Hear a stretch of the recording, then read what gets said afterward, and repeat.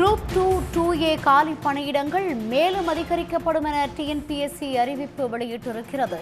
Group 2A பணிகளுக்கான காலி பணியிடங்கள் 625 மேலும் அதிகரிக்கப்படுவதாக டிஎன்பிஎஸ்சி தெரிவித்திருக்கிறது. 2025ஆம் ஆண்டு வெளியிடப்பட்ட அறிவிக்கையின் மூலம் கூடுதலாக காலி பணியிடங்கள் நிரப்பப்பட உள்ளதாகவும் தெரிகிறது.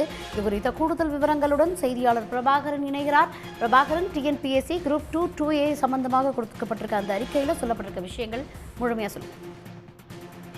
நிச்சயமாக சார் பதிவாளர், இளநிலை வேலைவாய்ப்பு அலுவலர், வனவர், முதுநிலை வருவாய் ஆய்வாளர் மற்றும் உதவியாளர் உள்ளிட்ட பல்வேறு பணியிடங்களுக்கான குரூப் 2 மற்றும் 2A தேர்வுகள் அறிவிப்பானது கடந்த ஜூலை 15ஆம் தேதி வெளியிடப்பட்டது. தற்பொழுது இதில் கூடுதலாக 625 பணியிடங்கள் சேர்க்கப்பட்டிருப்பதாக, இன்றைய தினம் சேர்க்கப்பட்டிருப்பதாக தமிழ்நாடு அரசு பணியாளர் தேர்வாணையம் அறிவித்திருக்கின்றது. அதன்படி மொத்த காலி பணியிடங்களுடைய எண்ணிக்கை என்பது 1270 என குறிப்பிடப்பட்டிருக்கின்றது. ஒவ்வொரு ஆண்டிற்கும் இந்த ஒருங்கிணைந்த குடிமை பணிகள் தேர்வில் இந்த கடந்த 5 நிதி ஆண்டுகளில் காலி பணியிடங்களை ஒப்பிடும் பொழுது இந்த ஆண்டு எண்ணிக்கை என்பது அதிகமாக இருப்பதாக டிஎன்பிஎஸ்சி அறிவித்திருக்கின்றது. அதாவது கடந்த 2024ஆம் ஆண்டு அறிவிக்கையில் 2 ஆண்டு நிதி ஆண்டுகளுக்கான இந்த காலி பணியிடங்கள் என்பது மொத்தமாக சராசரியாக 8784 காலி பணியிடங்கள் என்பது அறிவிக்கப்பட்டிருந்தது.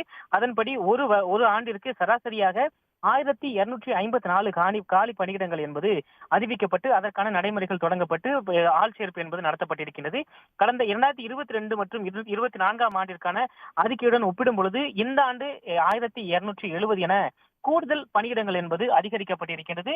அதே போல வரக்கூடிய நாட்களில் தொடர்ச்சியாக இந்த அதாவது தேர்வர்கள் தேர்ச்சி விகிதங்கள், அந்த பணி நியமன நடவடிக்கைகள் என்பது தொடர்ச்சியாக நடைபெற்று வரக்கூடிய நிலையில் இதற்கு இடைப்பட்ட காலத்தில் காலி பணியிடங்கள் உருவாகும் பட்சத்தில் அதனை சம்பந்தப்பட்ட துறைகள் டிஎன்பிஎஸ்சிக்கு முறையாக கேட்கும் பட்சத்தில் இந்த காலி பணியிடங்களுடைய எண்ணிக்கை என்பது அதிகரிக்கும் என்றும் டிஎன்பிஎஸ்சி தெரிவித்திருக்கின்றது. அதற்கான நடைமுறைகள் தொடர்ச்சியாக நடைபெற்று வருவதாகவும் தமிழ்நாடு அரசு பணியாளர் தேர்வாணையம் அறிவித்திருக்கிறது.